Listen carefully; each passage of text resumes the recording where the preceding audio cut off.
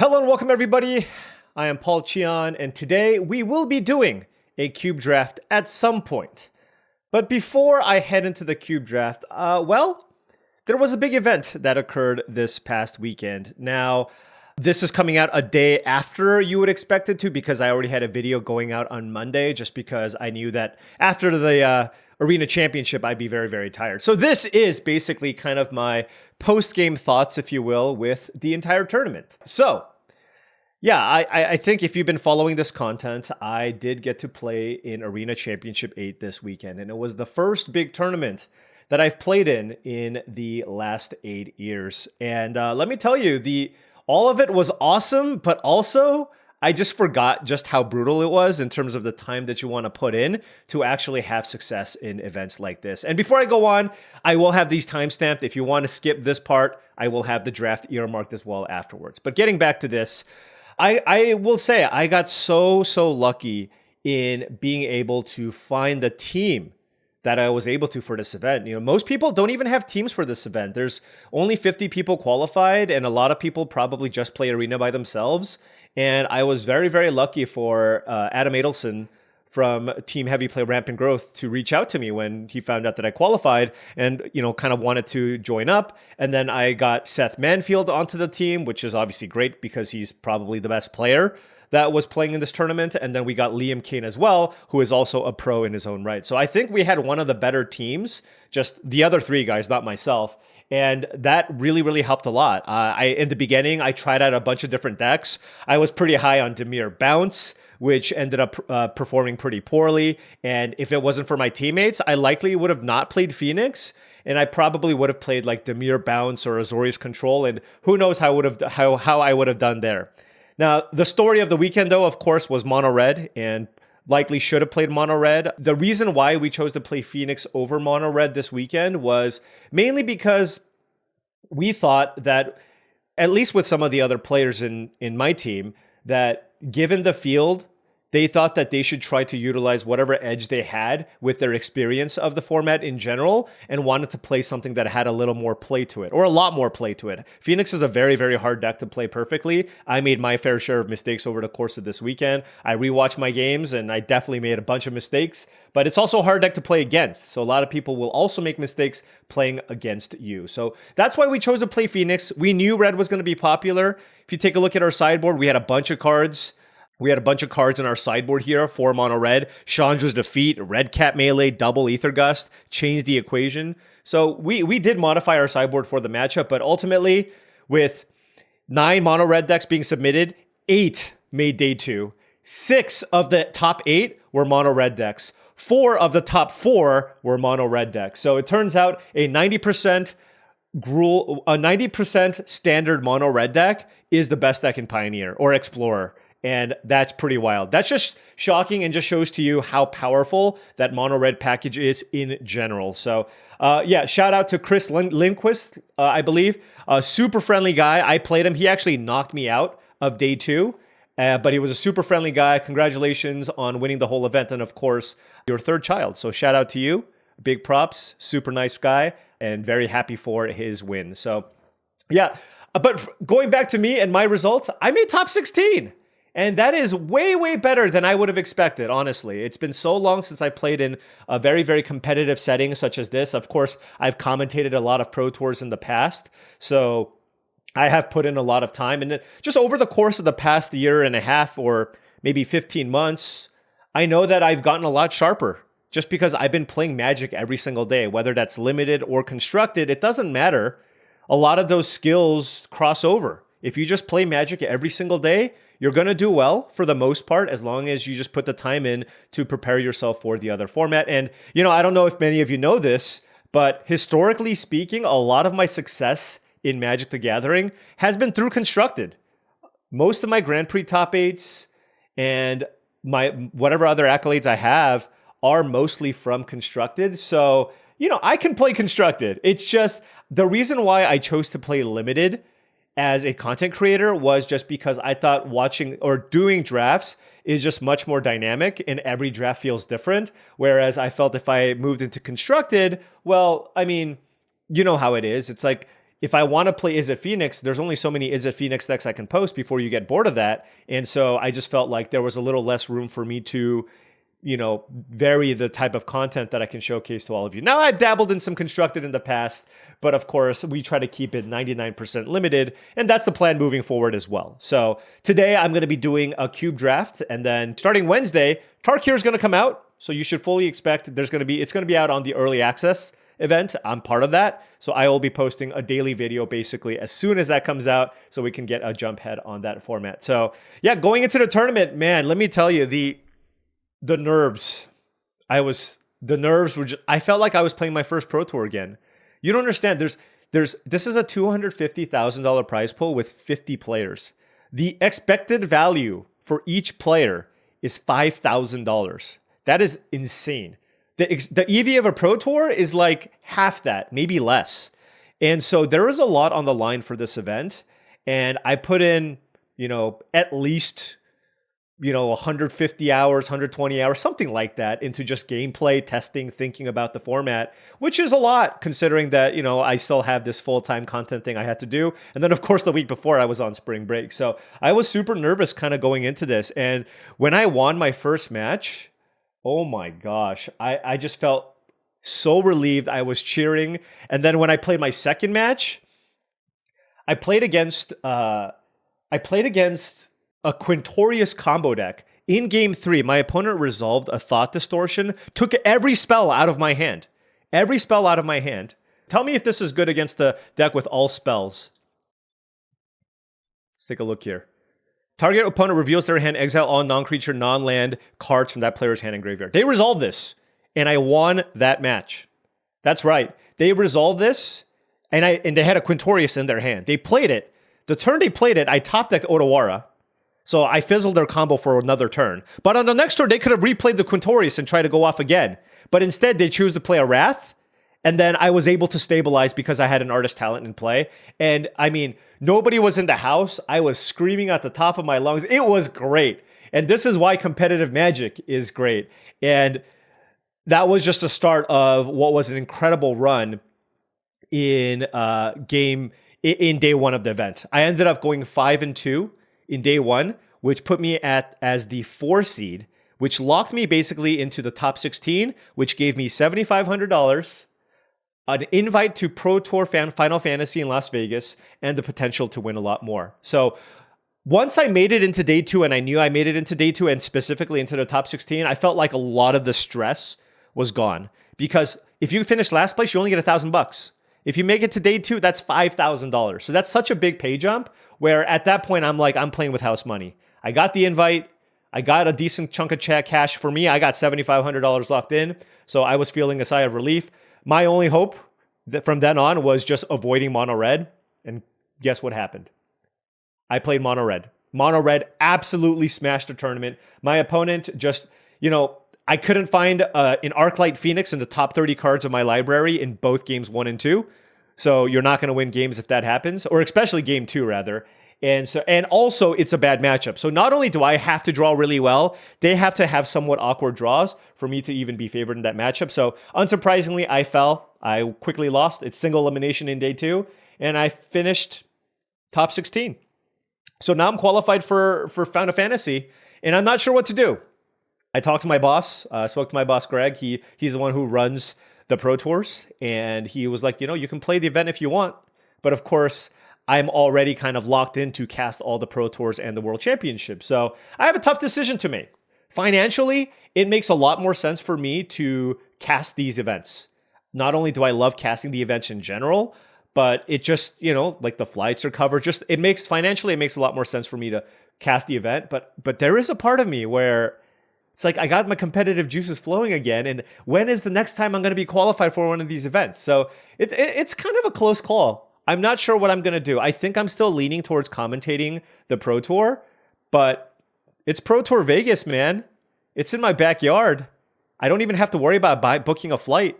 So that is on the table. So it's something that I'm mulling over. Financially, it still makes a lot of sense. Hey, I'm looking to buy a house this year. Every dollar counts. So I think it's probably better to do coverage, but that's kind of where I'm at. But I will say it was an amazing, amazing event. It was run very smoothly. My first MTG Melee tournament that I've actually played in. And wow, that interface was super nice, super smooth. Shout out to Brad Nelson. You've helped develop just an amazing, amazing program. So really, really enjoyed that a lot. Also, I had a small little wager with Corey. Nothing serious, but the big thing is I get bragging rights. He played in Arena Championship 7, went 3-3, and I finished higher than that. So take that, Corey. I can basically hold that over your head for eternity until we both play in similar tournaments again. So that, what is my future moving forward? I feel like my aspirations of being a professional Magic player are behind me. That's not kind of where I'm at in my life. I am fully focusing on the world of content creation. And of course, I still love commentating the Pro Tours. Now, you better believe that I will still continue trying to qualify for these events. Qualifier weekend, shout out to the production team. Everything was run super smoothly on that side. Shout out to Jeff, Joe, all the people that helped out. Anu. It was an incredible tournament, and I was really, really happy to be a part of it. They even found some clips of me winning my qualifier weekend thing and put that into the broadcast, and I thought that was a nice touch, which, they don't have to do, but they went the extra mile to find those clips and incorporate that into the broadcast. So kudos to all the people who kind of made all of that happen. But I will continue playing. I think my goal is to just try to qualify in as many of the arena championships as possible. If I can use that to qualify for the world championship, I will play in that. But as far as the Pro Tours go, I can't let Marshall just do whatever the hell he wants. I need to make sure that I can keep him in check and be partnered with him for future Pro Tours. So that's it. Top 16th Arena Championship. Did way, way better than I expected. Took home a good chunk of cash. I have an invite. I actually asked to see if I can pass that down to somebody else because I was unlikely to play. Sadly, I cannot do that. So now I have to make the decision on whether or not I should play or commentate. Let me know what you think in the comment section below. But it was an awesome event. Again, big shout out to my teammates, Seth Manfield, Adam Adelson, and Liam Kane for really helping me prepare for this event. A big shout out to Adam Adelson. He made just this insane sideboard guide that I just kind of followed. I just looked at it. I was like, maybe I'll make one change. But outside of that, that was an incredible sideboard guide that he made. What to bring in, what to bring out, what to bring in on the play, and what to bring out on the draw, which is also really, really important. And also what to bring in if they have certain sideboard cards and if they don't. It was like, if somebody was like, Paul, I will write you a perfect sideboard guide for Phoenix, I would have paid that person like $50. And Adam did it just because he's an excellent teammate. So big shout out to him. Also, he made the second day, went 4-3. So he also took home $5,000. But that was my event. It was incredible. It felt great. I wasn't sure if I was ever going to be able to play in a competitive setting like this again, like for my life.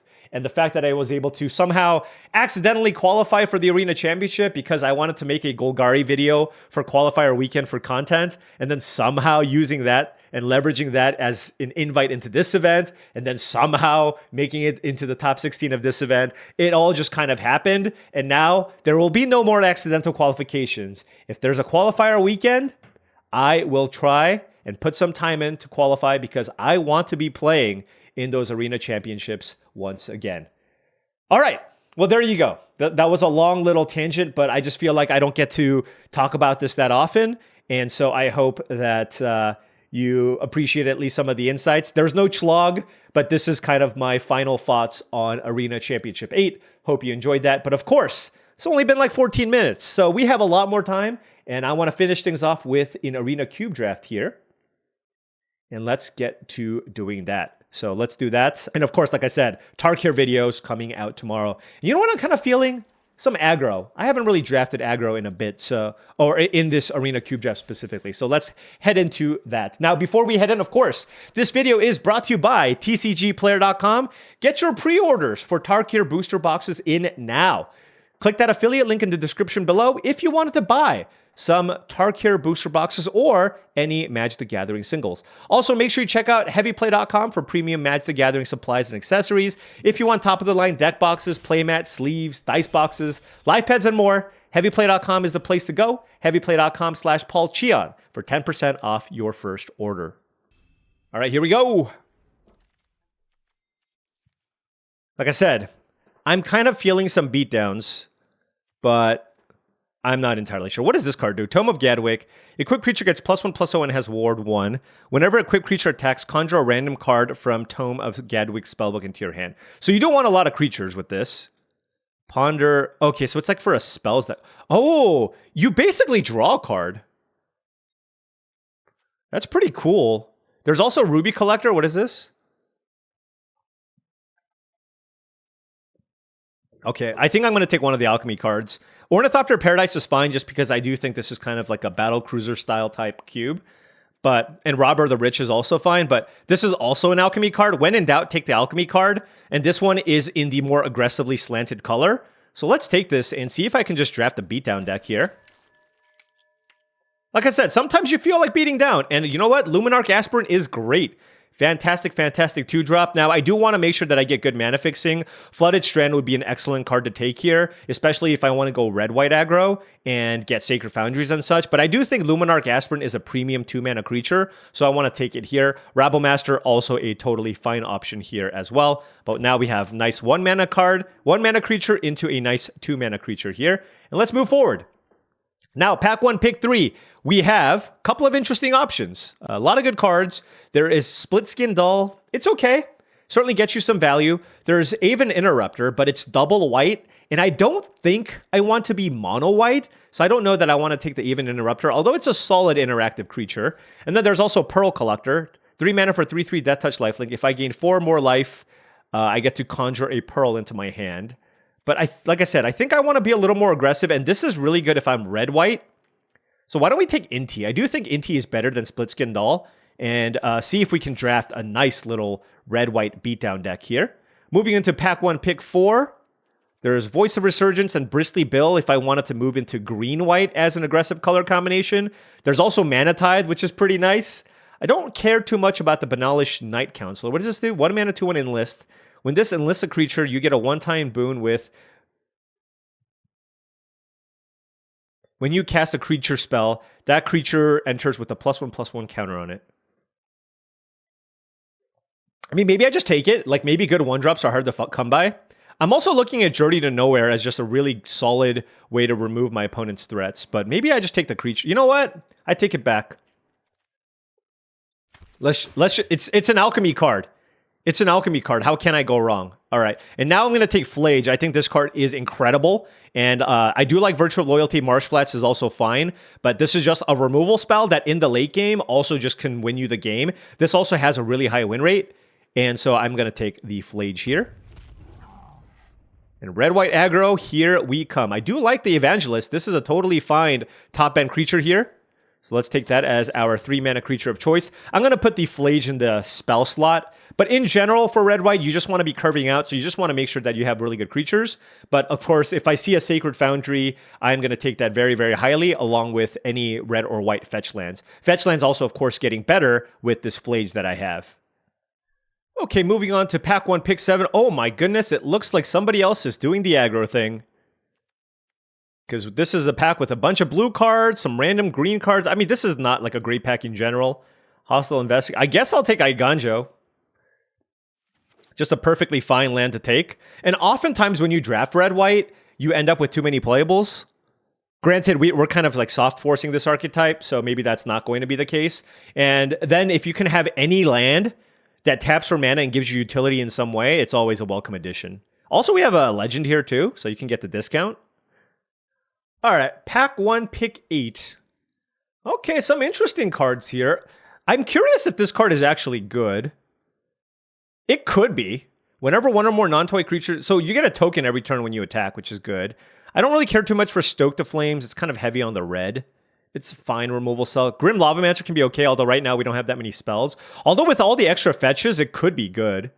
I don't care for March or Burn Down the House. So I think it's between Grim Lavamancer and Dollmaker's Shop. I'm going to take Dollmaker Shop. The reason being is I already have Flage. Since I already have Flage, I don't want another card that exiles things out of my graveyard. And I do want to try Dollmaker Shop. Here I'll take Portable Hole. Although not clear I'm going to play this, just because I have seen a lot of kind of mid-rangey decks. And when you play against the mid-rangey decks, like the Portable Hole just doesn't do that much. But it doesn't look like we're tabling a lot of the good red-white stuff. So perhaps people are onto the aggressive archetype here, but we'll see. Here, Aven Interrupter versus Split Skin Doll is the choice. No More Lies being this late is also pretty interesting. Which one do I want? I think I'll take the Interrupter. I like the fact that this just gives me a little more play. Split Skin Doll's okay, I think, but I think there's plenty of other good twos, whereas this one just gives you good interaction. Now we're seeing, wow, look at this pack. All value. Should I move over to green-white? You know, I'm going to keep that as an option here. Do I want Voice of Resurgence or Tracker? I'm going to take the Voice just because it's a little more aggressive. It's a 2-drop, noting that the Goblin Rabblemaster didn't table. So let's take the Voice of Resurgence here and see if maybe green-white's on the table. Although, wow, Thundering Falls, Treasure Cruise, goodness. I'll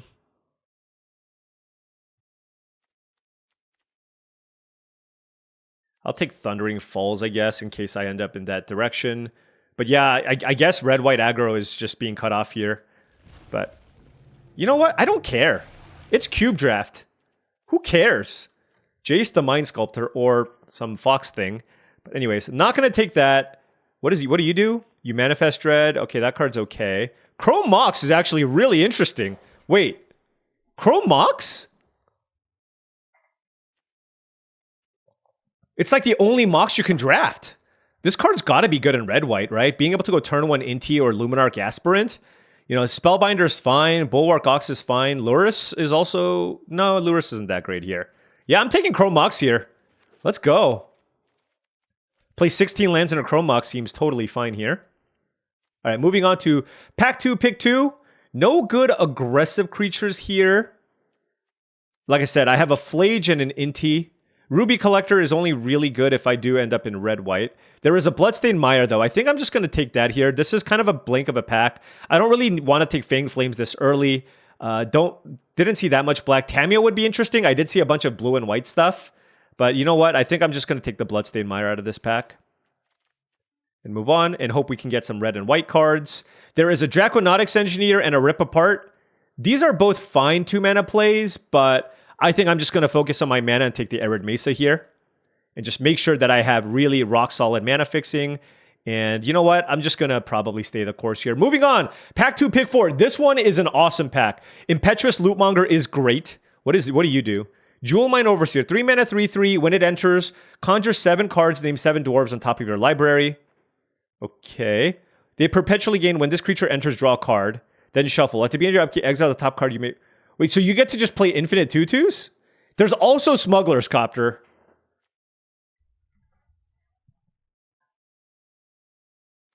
I actually do not know what to take.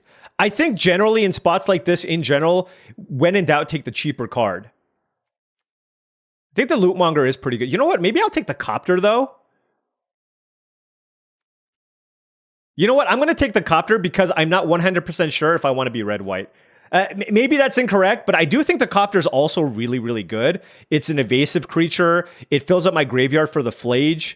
It's 100% going to make my deck, and it just filters through my deck and helps me find stuff, and it's good with the Inti. But I think the Lootmonger and the 7 Dwarves card could also easily have been the pick there. So, like I said before, let me know what your thoughts are on the Smuggler's Copter pick. All right, moving on to Pack 2, Pick 5.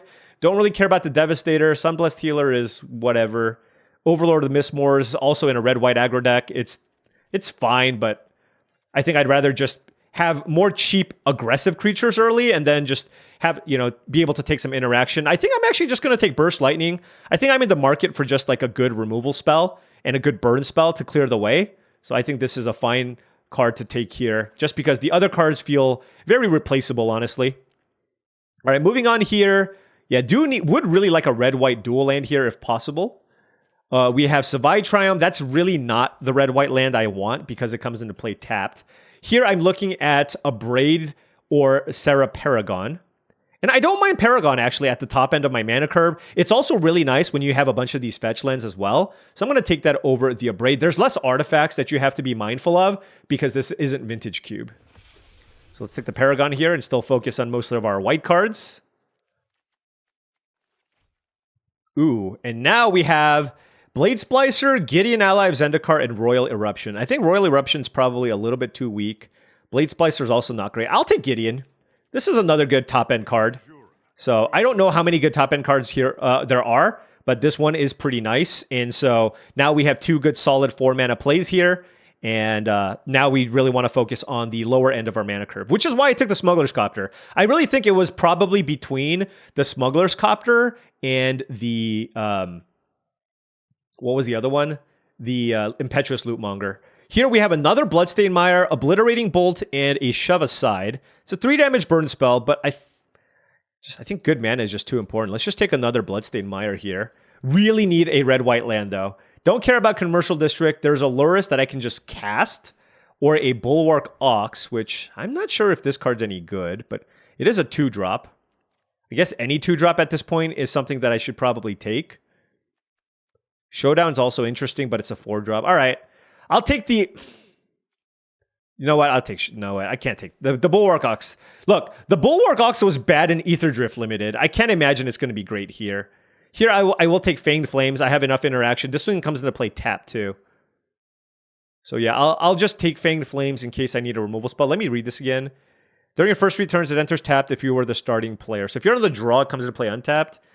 Yeah, I'll just take Fanged Flames. It's fine. Here, I'll take Rip Apart. So yeah, we're just getting just like these late removal spells for free. Oh, Jewel Mine Overseer tabled. That is great. Happy about that. And here we have Devastator versus Healer. Let's see. I have 5 2-mana things that I can get back. I don't really care for the Devastator. Let's take the Sunblessed Healer. It's totally fine. 2-mana play. Play with Fire, also tabling. And Blade Splice. Okay.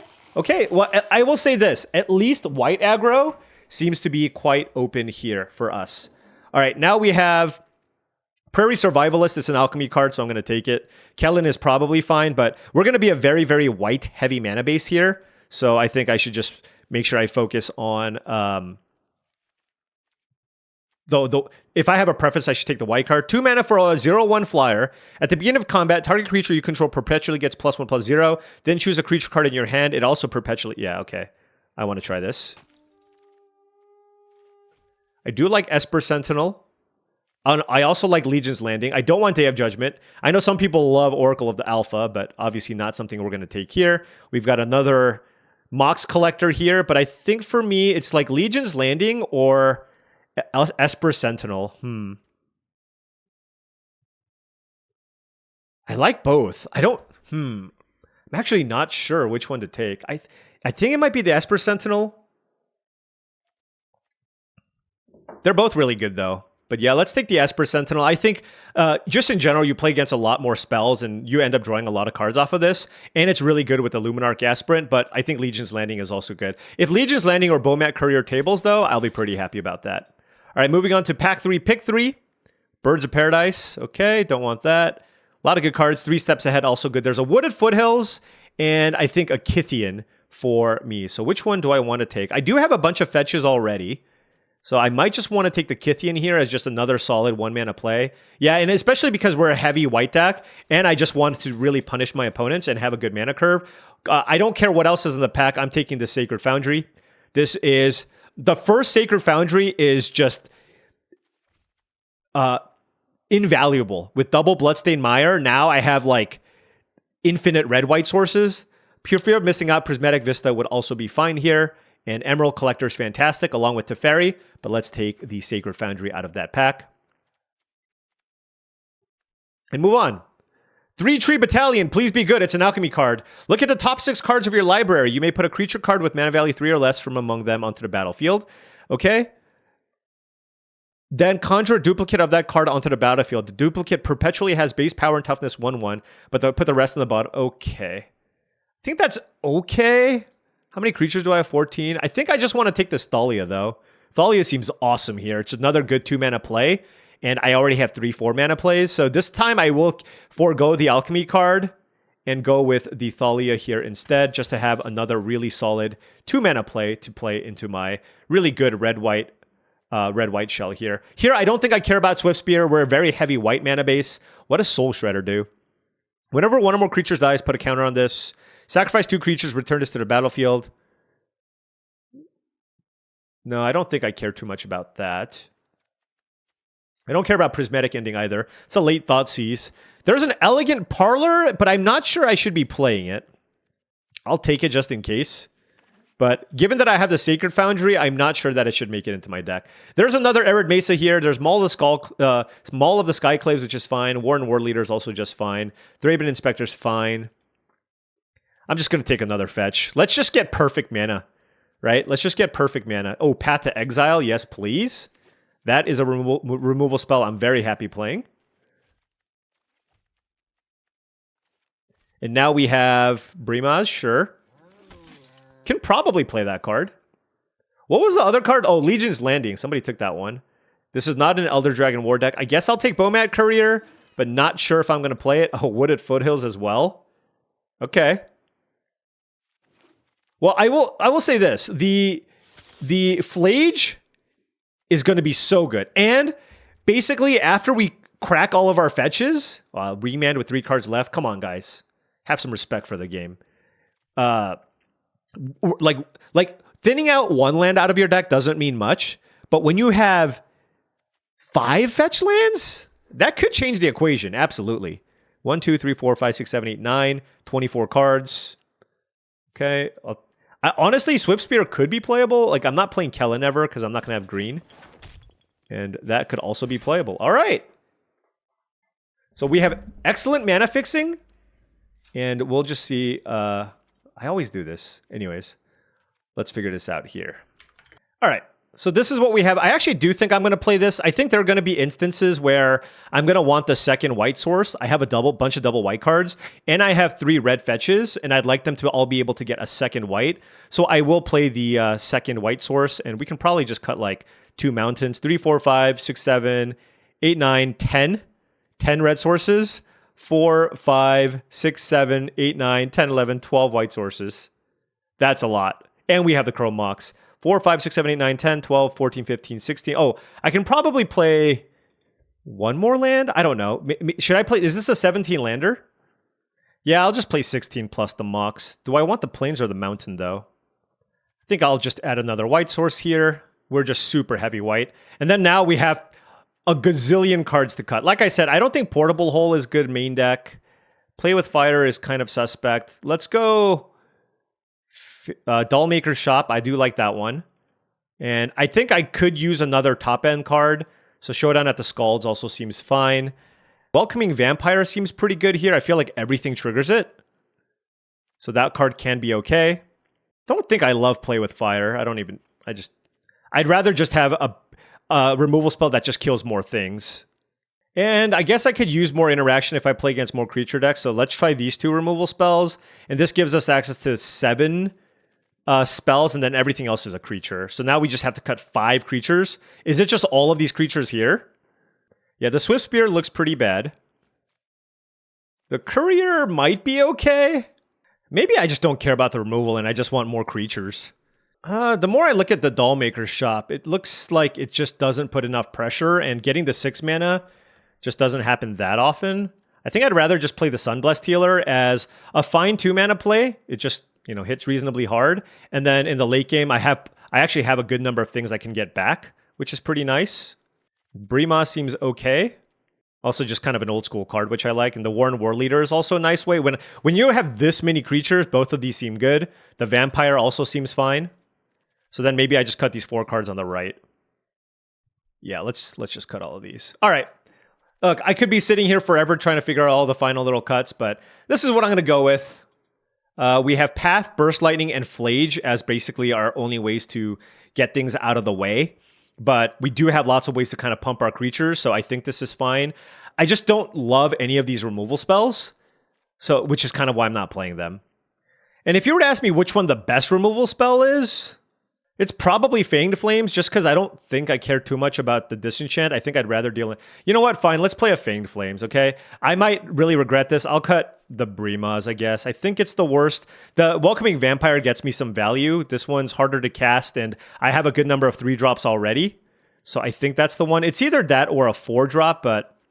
Actually, I take that back. I'll take the Vampire out and just play the Brimas. It hits harder. All right. Does the creature attack? Oh, it does attack. All right, let's do this. Red, white beats.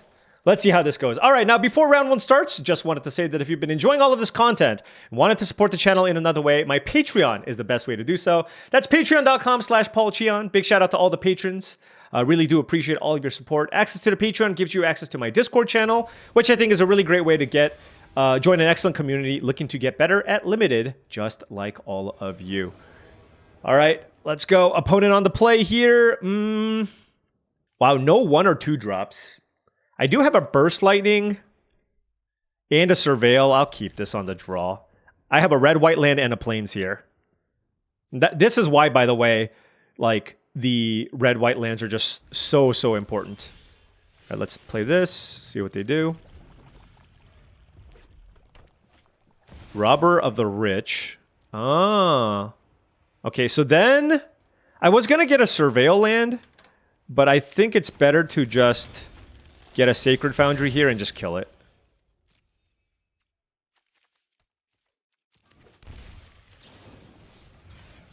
Because I don't want them to exile a card either. So let's do that. And okay.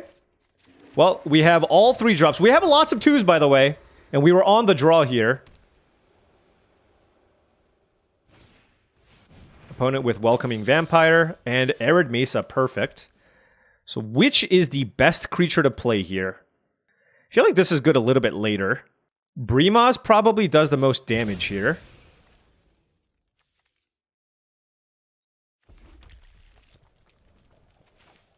Alright, let's go with Brimas. Well, I'm glad I put the Fanged Flames in. Gives me another removal spell. Bulwark Ox, okay. I guess an attacking 1/1 isn't particularly good here, huh? Oh. That's interesting, but I want to play a 3-mana card this turn. So let's just attack with this. Actually, Brimas doesn't look very good.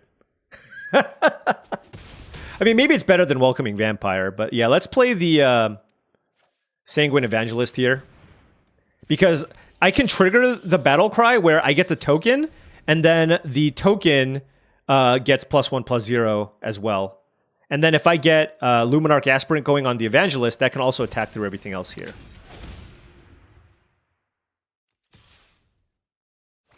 Okay, so they're trying the Dollmaker's Shop and drawing a bunch of cards. You know, honestly, this could be the proper way to do things. Like, I could totally be on the wrong side of this, I will say.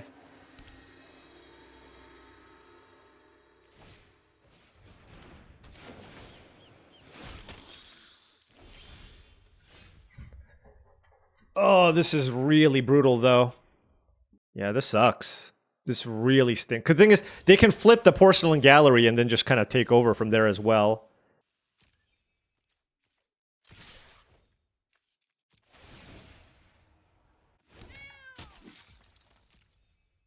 All we can do is try to race.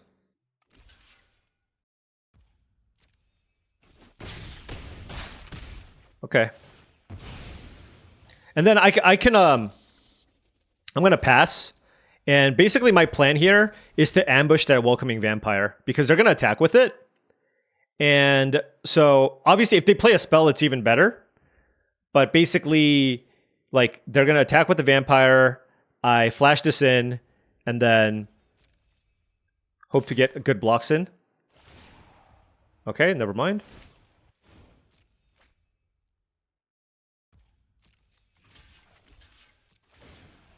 Oh. Oh, that's also blocking, though? That's not great. They get to kill my 1/1. Dang, I thought I was going to get, like, insane value. Okay. Alright, let's counter that.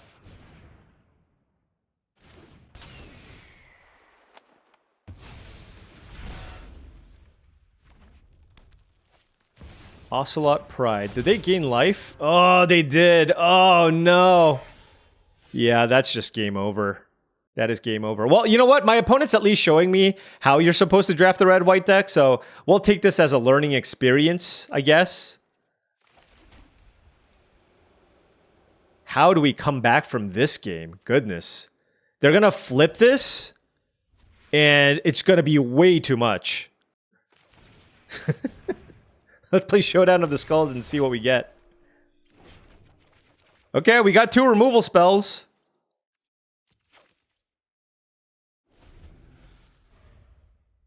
All right. I'm going to make some adjustments to my deck after seeing what happened here, okay? I will make some adjustments. Some adjustments will be made. All right. Look, I am always one to acknowledge mistakes I make in deck building and playing, and it feels like what my opponent did was way better than what I was trying to do. Brimaz feels extremely washed. Doesn't do enough. This was impressive. That was impressive on my opponent's side, and perhaps I want another removal spell, and then let's make some adjustments here accordingly. This feels a little bit too slow. So let's cut that. Let's just keep it cheaper. You know what? I still won't play the Rip Apart, but let's cut a 4-drop and put the Dollmaker Shop in, cut the Brimaz and put the Welcoming Vampire in, and see if that smooths out the deck just a little bit more. All right, we are on the play here. I got a 1-drop. Okay, I'll keep. But I need more here. I do have a Chrome Mox, I will say, so that definitely helps. I just need to find like a 3-drop or a 2-drop here. A 4-drop is not ideal. All right, well, this is not ideal, but, you know, I got to do what I got to do, right? All right, next turn, we do get to Chrome Mox and cheat out a 4-drop here. Probably just going to play the Gideon.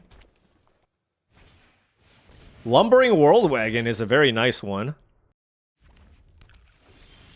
Ooh, Path to Exile, also really interesting. But let's go Chrome Mox. Which one of these do I want? I think I want the Paragon.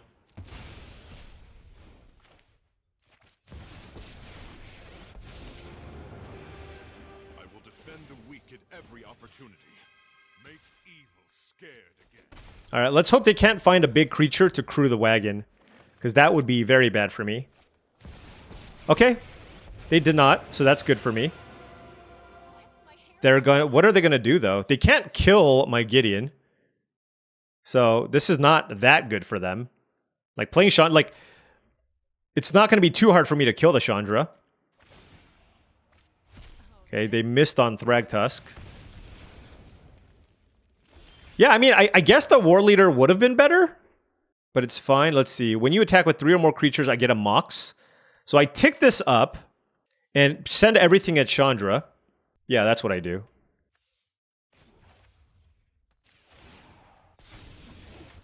Play this.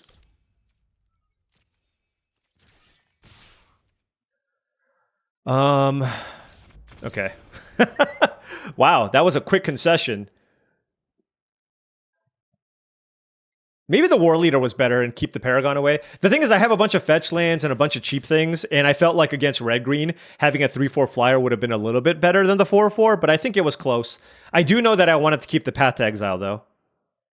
All right, opponent on the play here. We don't have any 1-drops, but we do have a 2 and a 3. So I think we will keep. They are a Lutri deck, sure.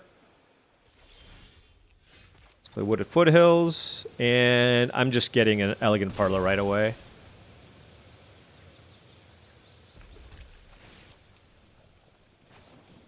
Okay, they will opt. Found another 3-drop here.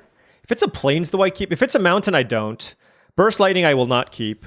I want Plains more than I want Burst Lightning, and given that they're blue, it's less likely they have a bunch of cheap creatures. So, gonna bottom that.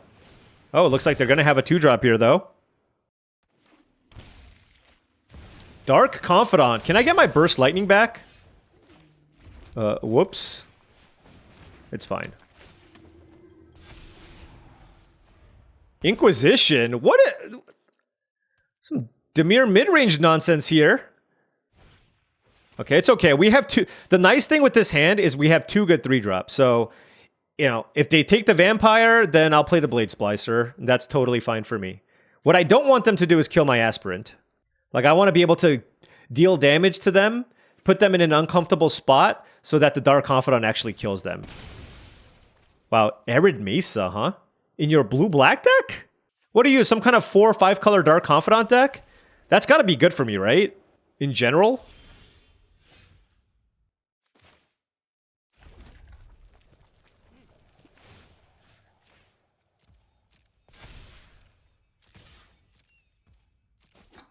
I don't think I want to kill the Dark Confidant. I'm just going to let the card kill them. They could have a counterspell here, of course, but that's fine. Oh, 3 steps ahead is actually a really nice combo with Dark Confidant. You only take 1 damage, but it's like, you know, a 3 or 5 mana spell.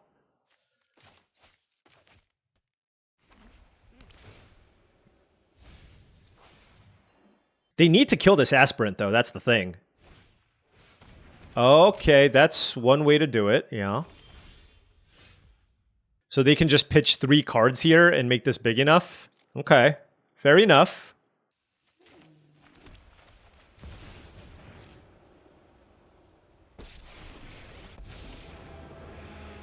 Let me lead the charge into darkness. My strength. All right, let's just split this up and see what happens. Wow, they hit a land. What? This Dark Confidant, by the way, has dealt only 2 damage to them, I think. Okay, Tamio. No, I'm late for class. What the heck? Let's see. Will they just discard 3 cards, deals combat damage to a player or planeswalker? So this is forces them to discard 2 cards. I guess we'll do that. I don't want to double block. They can actually discard their whole hand, I guess. Are we okay with that? Or they can use a removal spell and then kill the other thing. I mean, maybe that's fine if they just have no cards in hand. Otherwise, they have to still use a removal spell and pitch 2 cards. I think I want the Aspirant around, though. So Tamio flips, I guess? What is happening here? So then that's gonna tick up and shrink my... Okay, sure. I'd love to hear stories from your home. All right, so now it's really just a matter of us trying to just kill our opponent right now. Right, that's down. It's whenever a creature attacks you or a planeswalker I control. Okay. So, couple of options, none of which are incredible, just because of my mana situation. I can't double spell this turn. They're at 11 life. I can deal 7 damage to something. Let's see, what does this become? A 5/5. So I can kill the Tamio. So the way that I can do this, if I just want to get the Tamio off the battlefield, is use Flage to kill Dark Confidant and then kill Tamio. But I can do that next turn. I feel like Serra Paragon's better. All right, let's take this up. I can do this. Let's put this here.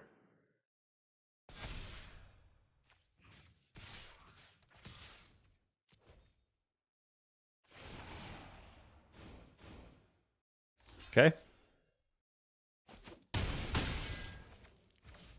Play Serra Paragon. Play Wooded Foothills. Actually, do I have enough lands? How many mountains am I playing? I mean, I still gained 3 life, but maybe that was a mistake. Oh my gosh, I really hope I have enough lands to get here. Okay. So they have 5-drops and 4-drops, but the Bob just gained them like 1,000,000 life. Oh well. What can you do? I'm just gonna block. What does this do? Oh, it has lifelink. I see. I really hope I have a mountain to get with this. I will be very sad if I don't. I think that I might only have 3 mountains here. And that could be super costly here. Because I naturally drew my Sacred Foundry too. Oh my gosh. Yeah. I am very, I wanted to get value there and it cost me. That's incredibly bad. That is incredibly bad. Oh my god. Like, if I can't double spell now.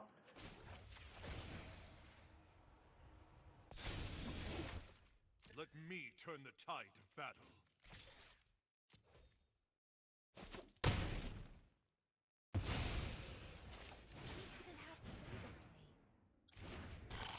Okay. Gotta do what I gotta do. I mean, that is the cost, right? Like, of playing fetch lands, but I didn't think I would naturally draw all, like, I naturally drew 3 mountains and a Sacred Foundry when I have, like, exactly 5 lands that tap for red mana. This teaches me for trying to draft an aggro deck. It never works out. It never works out.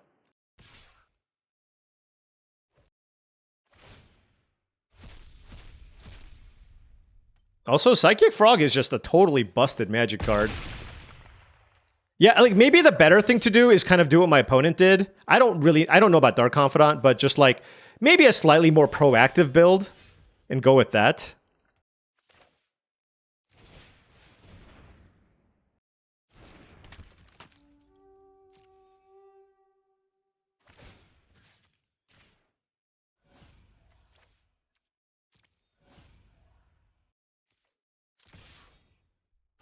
At this point, they've just drawn too many cards. I just don't think we're coming back from this, but...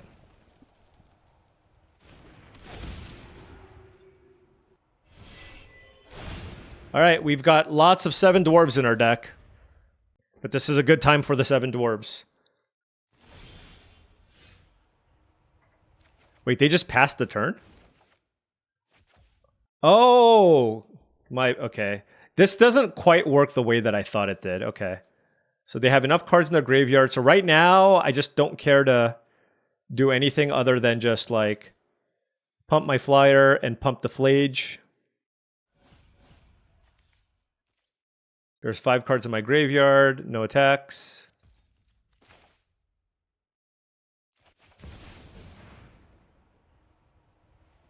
Let's do this and see what happens. Okay.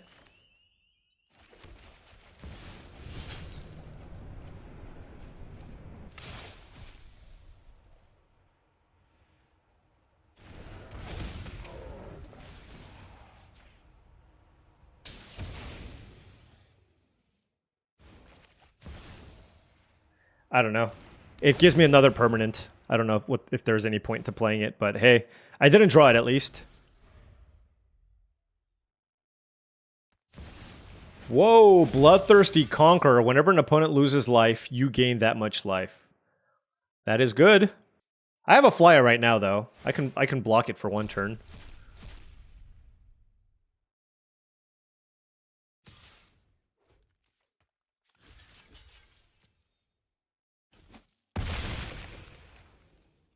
Path to Exile would be great. This just giving me an extra card every turn is amazing.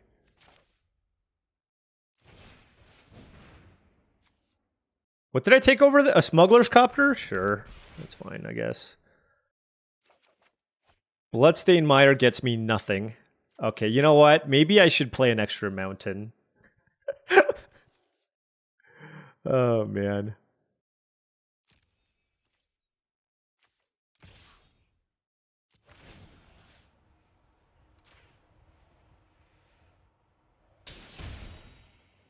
I am at 26, so that's good. Okay, they're at 8. The problem is when they hit me next turn, they just gain infinite life.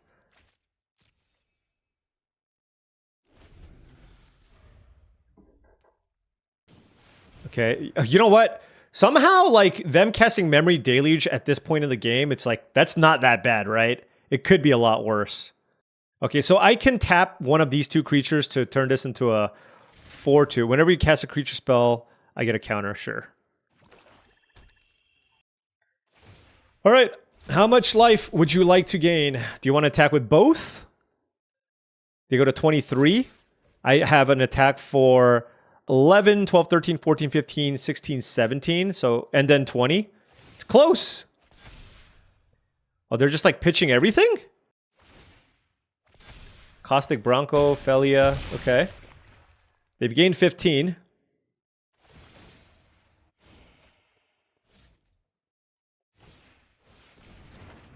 Okay. A removal spell for Bloodthirsty Conqueror would be very nice, but we don't have that much removal. There's a 7 dwarves and another 7 dwarves. Okay, I guess I'll lead with 7 dwarves.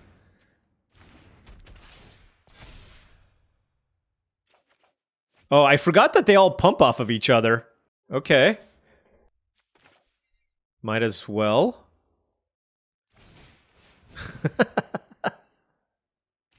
Going off with the dwarves! Going off with the dwarf. Ooh. Well, I can't kick it this turn, though, sadly. I want to play the Evangelist because I want to have a flyer to block with. This creature has Ward 2, so I'm just going to go to the face. But I feel like I do need to start making very aggressive attacks. So this blocks here. They take 7, 11, 12, 13, 14, 15, 18.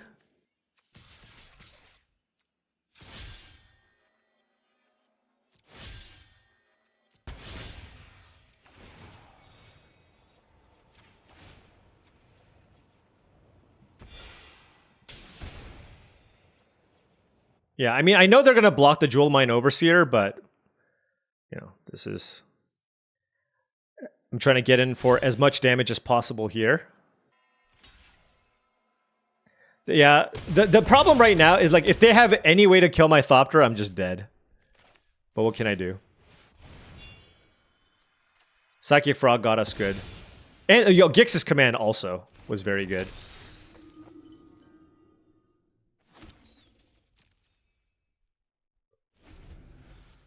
Like, they have to have a removal spell here.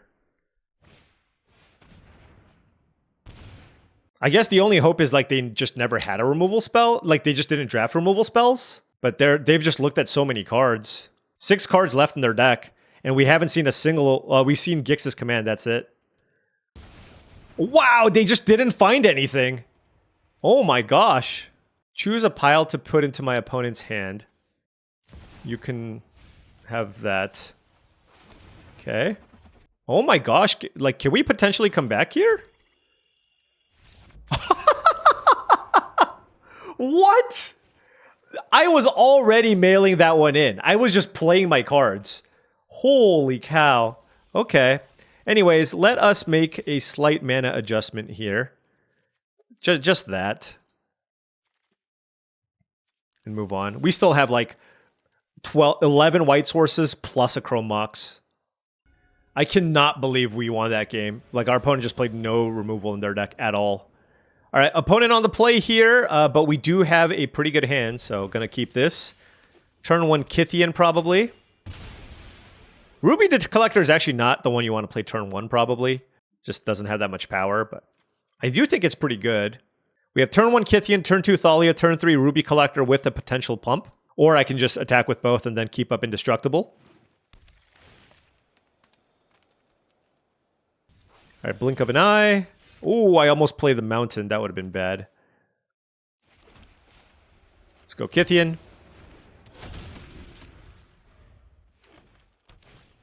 Turn 2 Ledger Shredder. That's not cool. All right, let's go Thalia.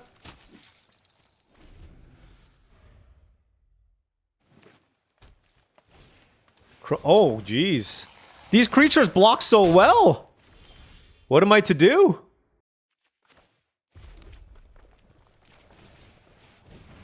And Gideon costs 5 mana.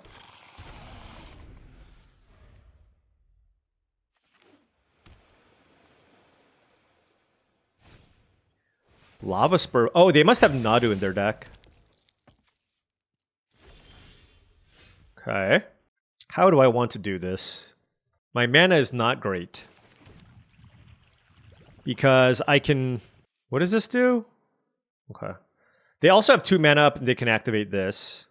I can Ruby Collector and attack with the Golem. Can I attack with Kithian? Not really. Ruby Collector attack with Golem seems so weak though. I'm just gonna pass. Or maybe I just attack with the Golem anyways and see what happens. No, then they double block.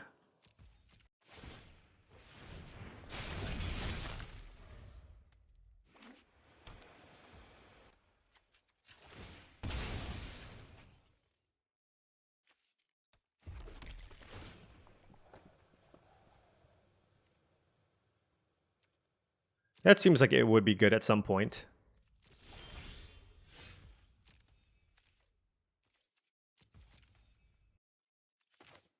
Cast your spell.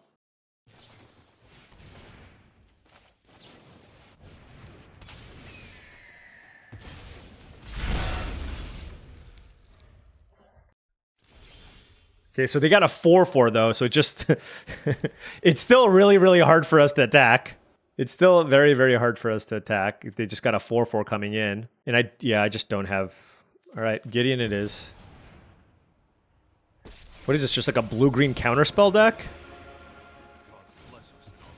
And I'm not going to mess around here. I'm just going to do Anthem.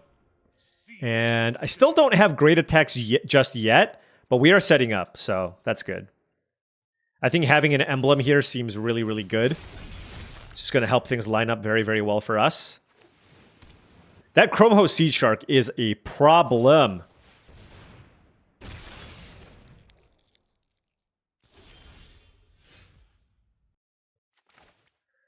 Okay, let's play the Ruby Collector.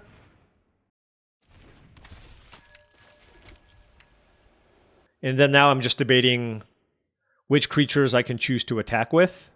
And then when this flips, what can I do? Like, I need to be proactive here.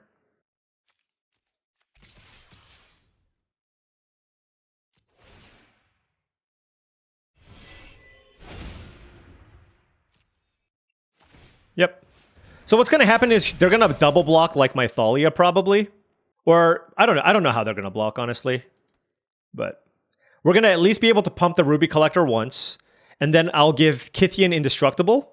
And then that'll flip. And then we'll make our decisions accordingly. So that's going to die. That's going to... Okay. That's totally fine. Okay, let's pump to kill the 4/4. Then let's give it Indestructible. If they have a 1 mana card, so be it. They can't. I have a Thalia in play. They literally cannot. Alright.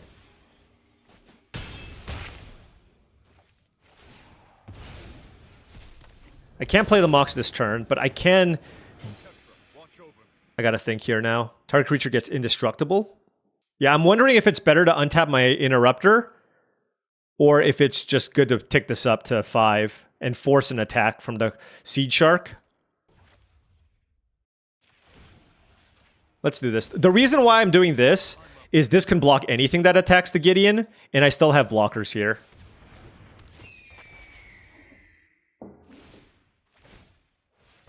Alright, well, nice. They're doing the Nadu thing. They're getting a lot of value, so we need to close out this game ASAP. This is cool. I mean, it's cool that they're able to do this. There's not a lot of ways to search this combo out. You're just playing it to play it. But like the fact that they're discarding cards like Teferi is not a good sign. All right. They're done for the turn. Bad attack.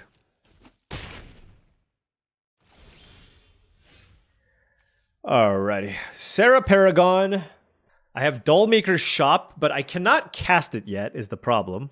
Or I can't do the Porcelain Legionnaire part of it. They're at 14 life. We can hit them for a lot of damage. Like, I can just, like, send the team, right? And they're at 14 and just kind of see what they do. Let's go. Block, block. Okay. 3, 4, 5, 6, 7, 8, 9, 10, 11. I guess that's not lethal, huh? I do want to kill the token.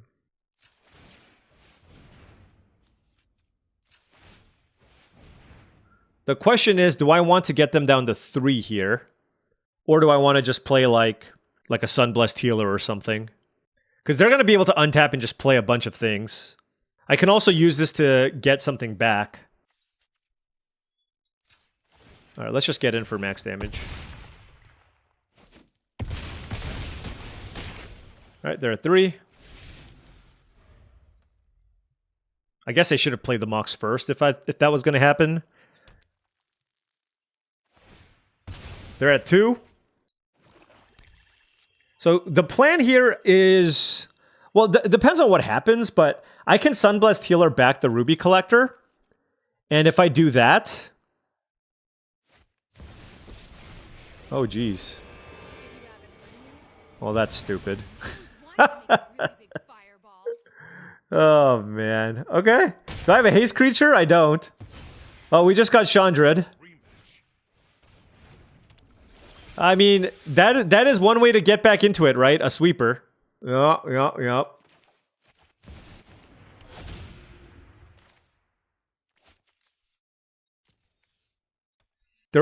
Once during each of your turns. What does that mean? What can I get back that's good? Because I have to play it now. 2, 3, 4, 5, 6.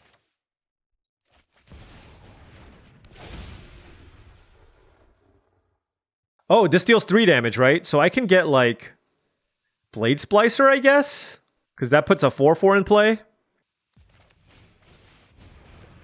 Sure. I forgot that I had the Gideon emblem. This might be a good turn for them to start digging. They can also get back, commit, and bounce my Paragon. They have a lot of options here. Lumra, okay.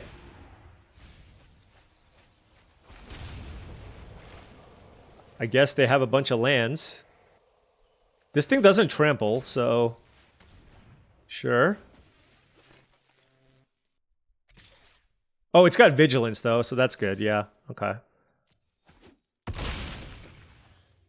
They're at 2 life. I have an emblem, okay. What can I Sunblessed Healer back? They have 10 cards left in their library. I take 1. Okay.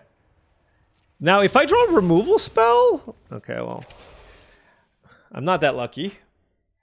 Sadly.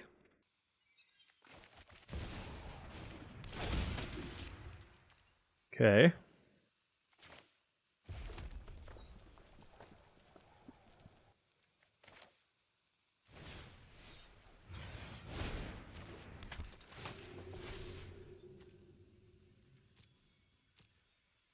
I don't think either matters because they can sweep the board, so it doesn't do much.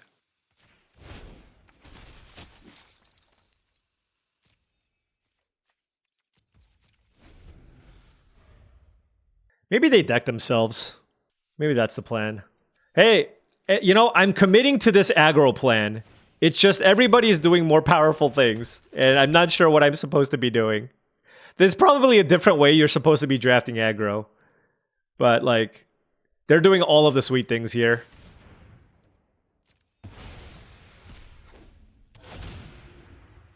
Like, I didn't think I was going to beat that last guy either.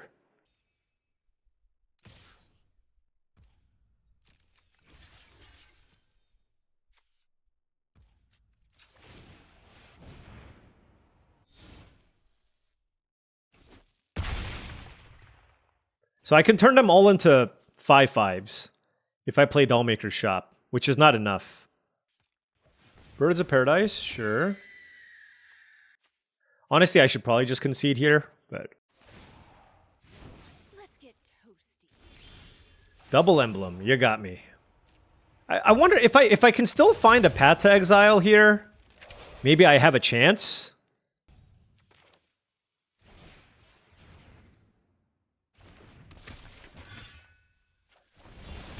All right.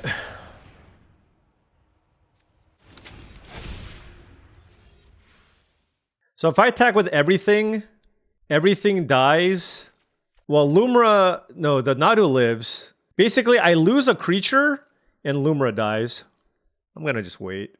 But this at least doesn't let Chandra go off. Should have taken that journey to nowhere. Crumho Sea Shark, sure. It would be funny if my opponent decked somehow.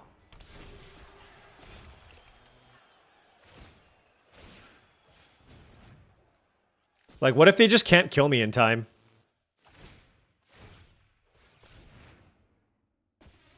Oh, 3 steps ahead is sweet. Okay. Like, they're clearly looking for something, right? Oh, they have memory. I forgot about memory. They have memory. Okay. A splashed frog, sure. Okay.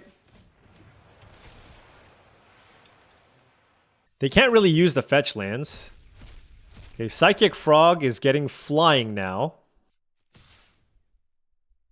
Okay. Flyers are attacking. Lumra is getting in. Let's jump. Okay, they're at 1. They didn't have a land to fetch for. Okay. Now, I don't have a lethal attack on the attack back, so it's not really mattering too much. It looks like they're just trying to find a way to close me out here. Just pitching everything. They are at 1. Do I have a burn spell now? Like, did I have a red burn spell that goes to the face? Come on. They're at 1 life. It's so close.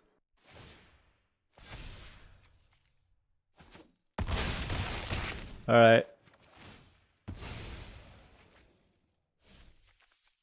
They have access to 1 mana. Or 2 mana with Birds of Paradise. Do I have a way to exile that memory in their graveyard? That would also be funny. Yeah, I have another emblem. 3 emblems.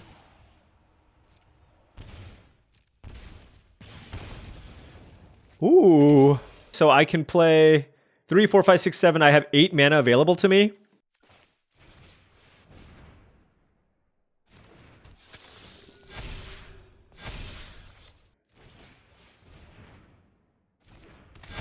Okay.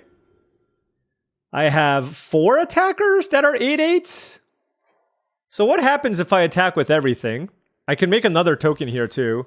They block my Lumra and chump everything else, right? And then I get another token. So they lose this, this. They lose this, this, this, and this. Losing Chrome Host and Nantuko is also pretty good. And I only lose 1 creature and I still have 4 blockers.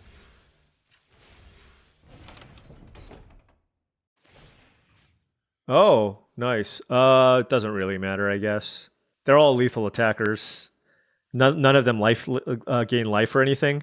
I'm just going to put this on, like, I don't know, a defensive creature. You're the flyer, I guess.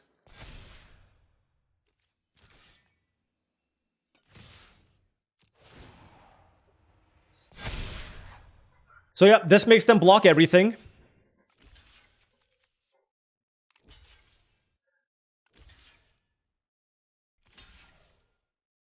Oh, the Sea Shark lives. Never mind. Whatever. It's a 3 for 1. Granted, their creatures kind of stink.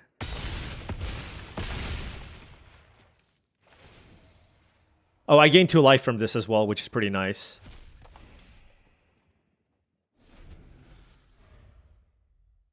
Alright, this is their big turn. I'm probably dead, but we'll see.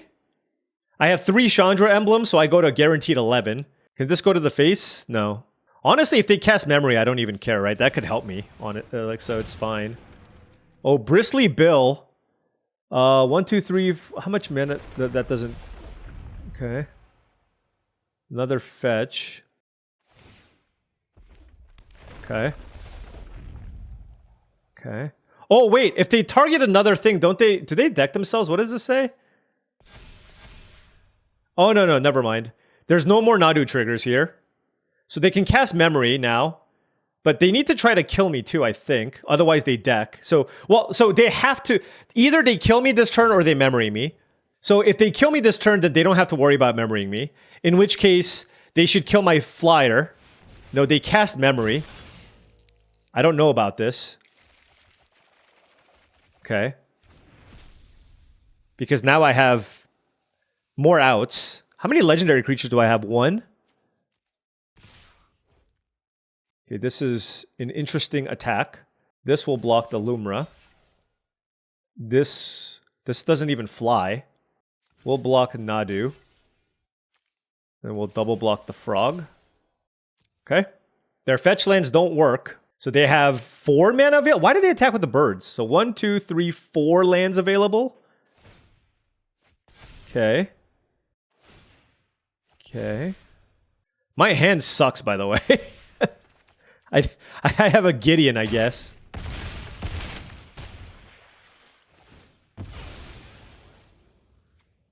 Are they dead? Like, are they just dead? I have 6 creatures. They don't have that much mana. What an absurd game. I think my opponent probably should have won, but obviously... Apparently this is how you win in this format. You just let your opponents do all their things, and then they just die. What the heck? Okay, well, you know what? That's, you know, we're staying alive. 3-1. Okay. Okay, on the play here, we have 2 lanes, nothing to play early. I guess I'm going to mulligan that. This is a much, much better hand. 2 lands, a bunch of 2s. I will probably put the Sarah Paragon. Although I will say Sarah Paragon is pretty nice when I get Copter going. So I'm actually not... You know what? Maybe I just get rid of the Fanged Flames. Well, let's just do that. I'll keep the land on top.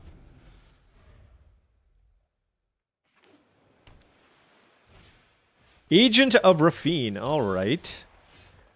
I dislike playing against that card. I will tell you that much. I actually don't know what to play here. Like, I can play the Survivalist and get that going, and that's just, like, a lot of extra damage. But Copter is also really nice. But I guess I don't need to loot right now. And this is basically a 2-power flyer, so let's do that. Flage doesn't really need to get bigger, so I'll just keep pumping the Paragon. I don't think I can pump the Copter. Okay.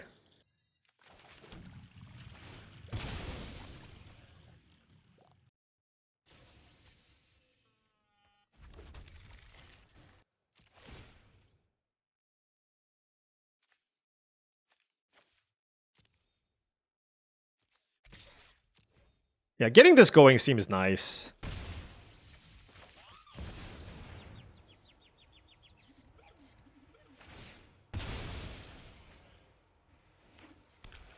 Looks like whatever I cast this turn would have gotten countered. All right. Well, they didn't get to use the Agent of Rafine, so this is okay. 2 cards in the graveyard. Thieving Aven. Ooh. That's gross. Okay. Chrome Mox does not do anything.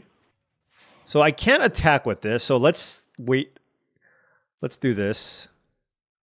No attack. Land. And then play Sarah Paragon and hope. How does it work with Flage? I don't think it works the way that I want it to.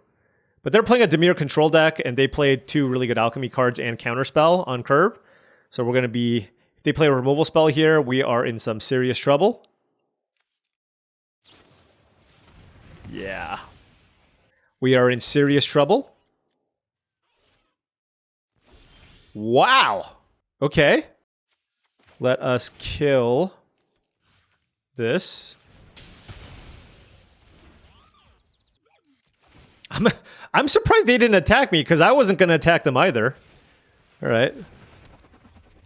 We'll keep the Mox in hand to loot away. 3 cards in hand for the opponent. I guess they just figured their late game is going to be so strong. So might as well just... Yeah. No, this makes sense.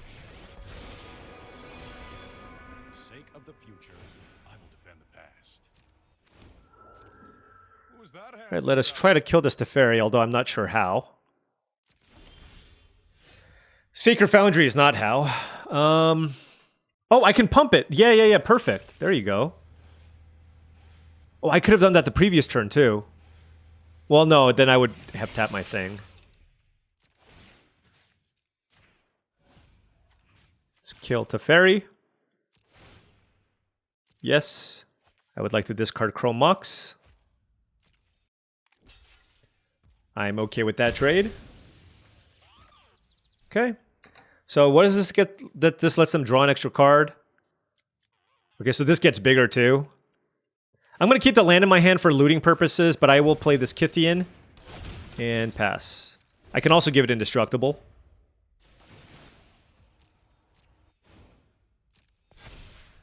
Oh, wow. I haven't played against this Teferi. This gets loyalty counters too? Okay. Okay. 2 cards in hand for the opponent. We're scrapping away. All right. At least they played Oracle of the Alpha, which I'm very happy with, in general. It can be fun, but it's just at the same time it can also basically do nothing. Inti. Wow. That makes things really interesting. Although I think it's better to just play Flage.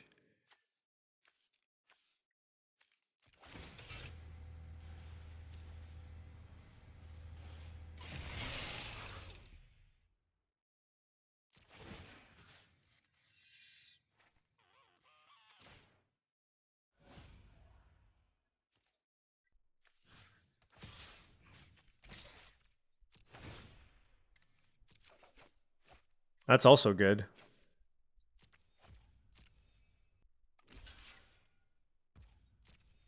Wow, they have a way to kill the copter, I guess?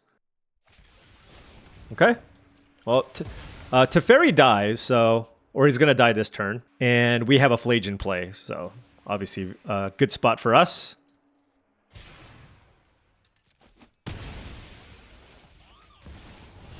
Okay, 1, 2, 3, 4, 5. I have a way to bring 2 drops back, so we'll do it like this. Let's kill Teferi. Now these tokens still grow, which is annoying.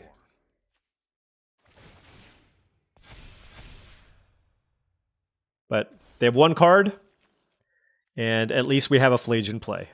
Now if they don't have a card draw effect, we're okay. Because then we can kill the 3... Oh, never mind. Flage is dead. Gosh. Okay. Alright, we're in a lot more trouble now. Because they're going to kill our Flage and then hit me for 7, maybe? Yikes. Okay. No, that was really good. Really, really good. They did surveil a bunch, too, so... And they kept both on top. That's also not a good sign. Path to Exile is okay. Wait, the creatures have Vigilance? Oops.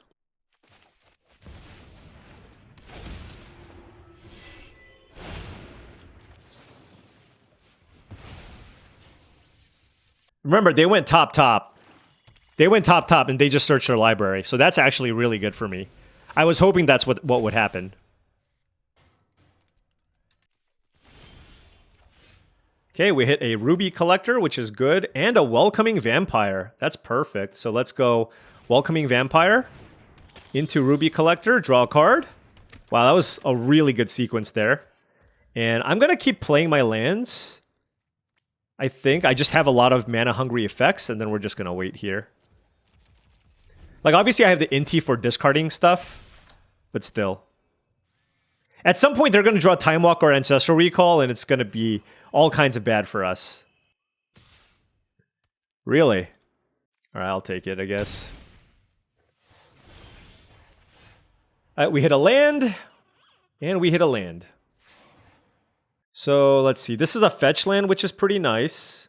I can use this to get a Sacred Foundry, which puts a 4th card in my thing. Actually, I can just get a mountain. Oh, I can get a plains. I should do that, actually. And then we'll go Inti. Draw a card. Oh! Why does it have 3 power again? Oh my gosh, that's really annoying. Okay, okay. Let's hit with the flyer, I guess. Yep. Okay, well, I don't care about that Arid Mesa. Let's get this in play.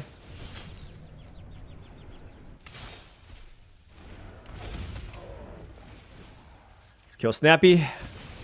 Just clear the board so we can get really good attacks in. I dare you to attack me now. Please don't play Damnation. Ah, yes. Oracle of the Alpha, Mox Emerald. Get out of here with that. Whoo, that's a good one. Let's run that out first, because I have to play that anyways. 7 dwarves, okay. This just can't... Okay. All right, well, we were able to grind out our opponent with our nice little red-white deck. Happy about that. And you know what's weird about this run in particular is I felt behind in basically every single match, and we are 4-1. Never give up. I might feel ahead if I'd win a die roll for once, you know. Oh, there we go. Just gotta complain. Ooh, I love this hand. I absolutely love this hand. So we go turn 1 Prairie Survivalist, and I will exile Path to Exile, I think. Because then I can go turn 2 Welcoming Vampire. But turn 1 Survivalist into turn 2 Vampire into potentially turn 3 Gideon on the play seems extremely strong. Oh, same thing. Our opponent just doing those aggro things.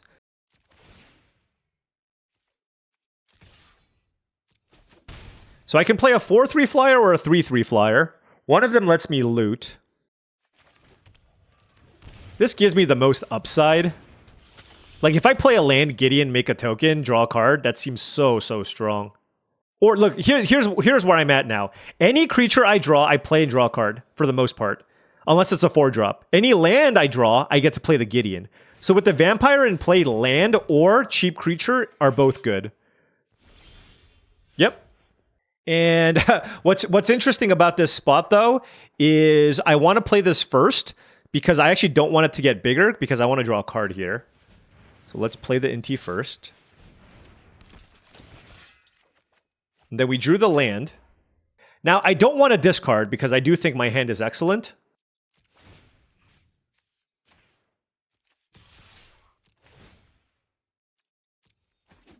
Because I'm just going to play the Copter. What a start here, though, right?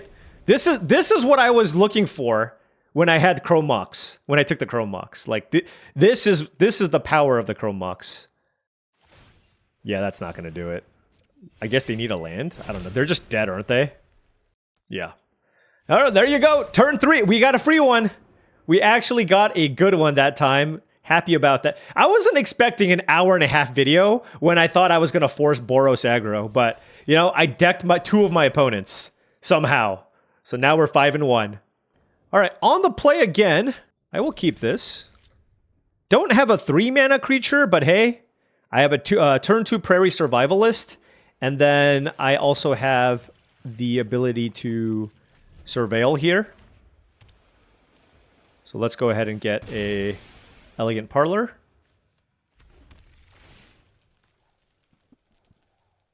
Yeah, I'll keep it.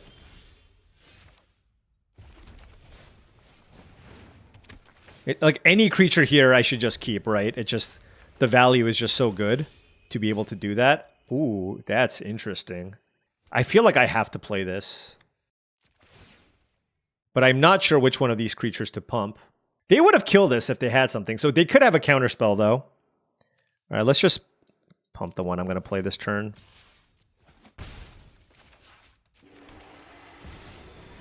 Okay, it resolved, and they don't have a removal spell this turn at least, so I think this is going to be good for me.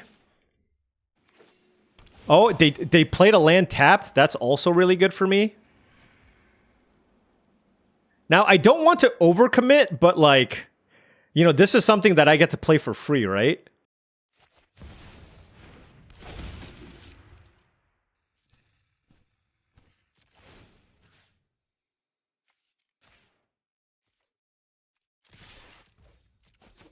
And then if I play this, if they play a sweeper, I draw a card.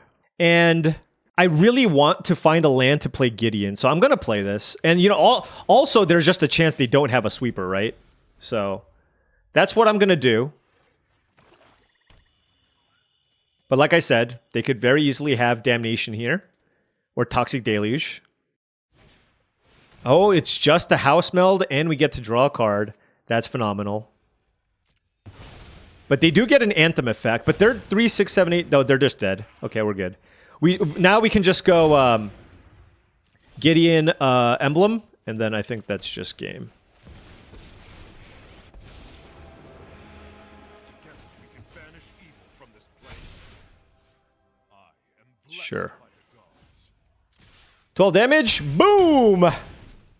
All right. Hey, these were the types of draws I had in mind, right?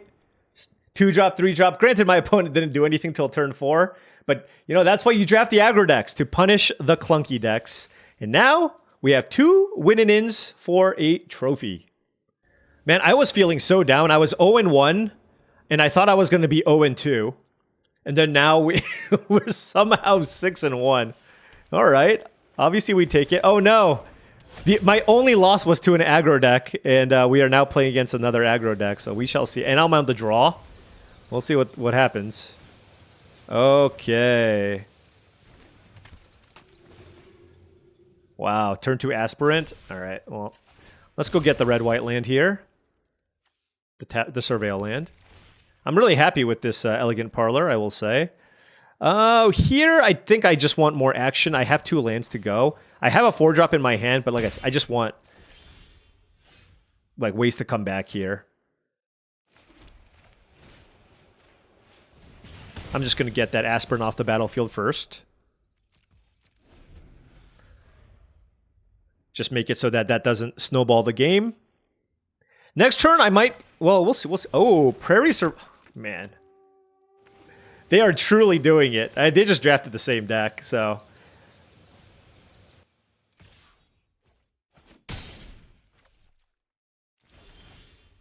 Sanguine Evangelist. Seems pretty good on this board. I'll play it.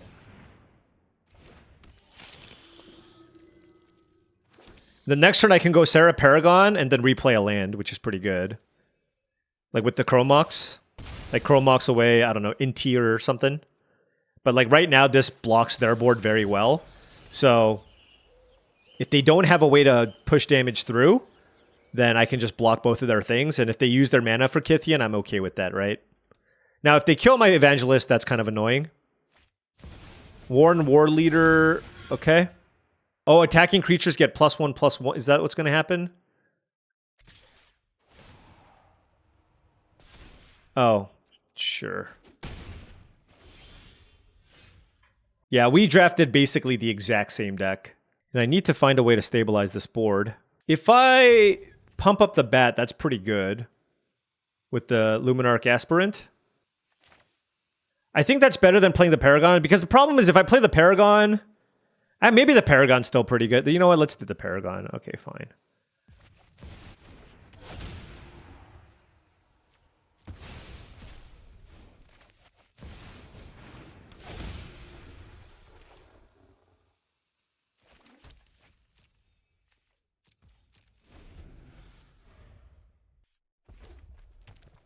Two cards in hand for the opponent. Rampaging Raptor is the play. That thing is a 6/4 freaking trample haster. All right, Sarah Paragon's going to have to block here, probably. Ah, that is an interesting attack. Okay. And this is going to get to flip, too. Yeah, not a lot of great options here. I can block the 2 creatures on the left, but then I die to those on the right. This thing is a 7/5 trampler? Holy cow. And if I sack this, I go to 11. I think this needs to chump block this. This blocks here, maybe, to kill that. And then we block here. You know. I'm just going to get planes.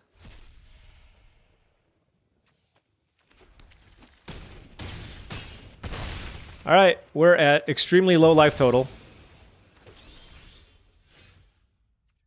And we have not much. Not much. 6/4 Trampler. I think we're just dead. To be completely honest. So let's just move on. All right. We cannot beat the Boros Mirror. That is our only bad matchup, apparently. Okay. I mean, that was a good start, for sure. Okay, on the play, I'm going to keep this. Let's hope to draw some lands. We got 2 lands, 2 drops, ready to beat down. Given that I want lands, I might just play the Inti here on turn 2. Yeah, let's go with the Inti.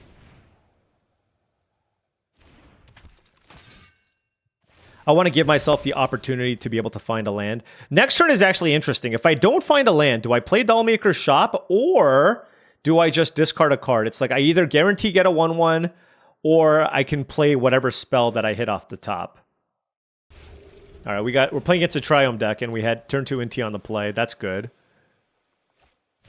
Jace, okay.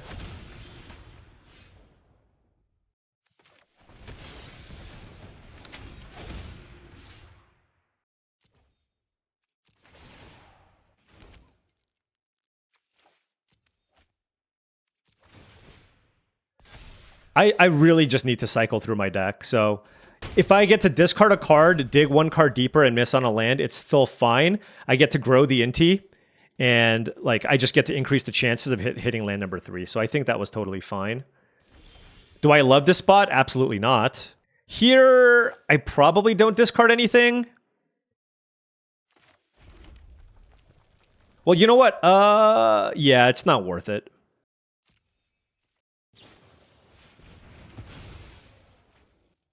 Okay.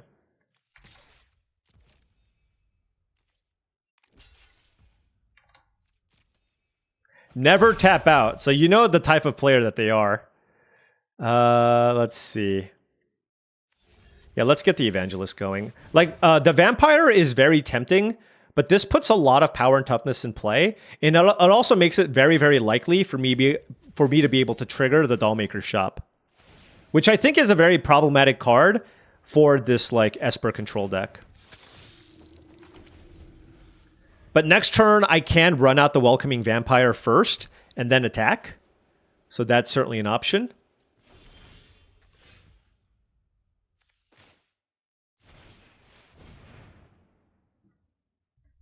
They could have a counterspell. I mean, yeah. Their account name is literally never tap out, so not surprising. Let's just hope they don't have a one mana removal spell. They can block, tap. Yeah, they can block, loot, and the Jace lives. If I had more mana, I would have probably played Thalion too, but obviously that's not where we are. Just need to hope they don't have a sweeper here. Next turn, we can go Chrome Mox into Warren War Leader. And pump. There's just a lot of different things we could do, depending on what they choose to do with this Jace. They can weave the Nightmare, but then this will almost certainly die. If they shrink the Evangelist, I still have enough because these all get pumped. Bat down. Dragonlord Ojutai. Whew. Okay. Wow. Okay, I gotta think here. Let's see, what does this do?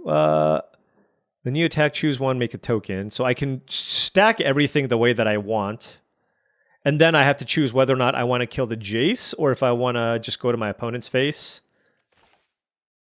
Let's go get a Plains here.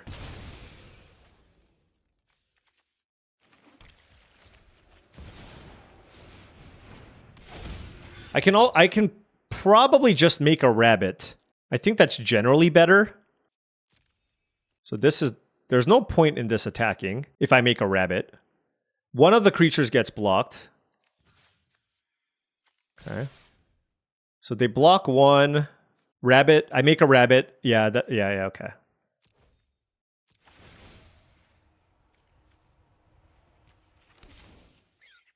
Yep. So Jace dies. Evangelist turns into a 1/1. If I draw a land, I can go land Chrome Mox, Porcelain Gallery, which is quite strong. But yeah, this is a good board to have. But of course, they have Dragonlord Ojutai, and they're playing an Esper control deck. So it's the sweeper, we go home. If they play some random creature, we have a chance. If they just kill the Warren War Leader, we still have a chance. All right, we got a chance.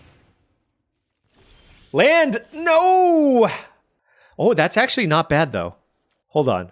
Do I want Thalia in play, or do I want double pump available? That's also really interesting. No, I just want a double pump, right? Yeah, I just want a double pump. So let's go Chrome Mox. Thalia. Ruby Collector.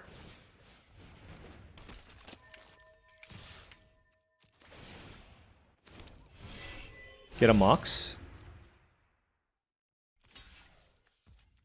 Double pump. Boom! I actually thought I was 1 damage short. I thought I was short. There you go. Our only weakness was to our own archetype. We can't beat Boros, but apparently we can beat everything else. This Ruby Collector thing was really nice for the... Honestly, just kind of the pump effect was really useful. But yeah, just kind of overall pretty happy with how it played out. Although I will say, it always felt like I was a sweeper or something away from death. And I don't love that feeling necessarily. So I don't actually know how good aggro is, but hey, you know, we got a trophy with blue-white control. We tried to go this mid-rangey deck. That didn't work. And then we drafted this Boros deck, and, you know, red wasn't super-duper open, but some of these cards were quite strong, and we managed to get there. And I'm very happy, of course, with the result. And, you know, hey, this is going to be my last cube draft. Starting tomorrow, we're going to be moving back into Tarkir drafts, which is going to be great. And I'm going to record... I think my plan is to record like 6 drafts or 7 drafts that day. That way, for every day after the early access event, all of you will still be able to get your daily limited fix for Tarkir, so that when the pre-release or the actual release turns around, you will actually be fully ready to be able to dominate your own events. But there you have it, folks. This was a cube draft, and of course also my rundown for my experiences at Arena Championship 8. Hope all of you really, really enjoyed it. And if you did, make sure you hit that like and subscribe button for more daily videos just like this. Additionally, check out TCGplayer.com for all your TCG singles and sealed product needs. Make sure you click that affiliate link in the description below before you purchase your Tarkir booster boxes. Make sure you click first. Also, go to heavyplay.com for premium Magic the Gathering supplies and accessories, deck boxes, playmats, sleeves. They got a ton of great stuff. They're also going to be at the Spotlight Series in Denver. Tell them Paul sent you, and you'll get 10% off there, along with going online and going to heavyplay.com/paulcheon to get 10% off your purchase. Last but not least, check out my Patreon if you enjoyed all this content and wanted to support my channel in another way. That's patreon.com/paulcheon. Thank you so much for watching, and I'll see you tomorrow.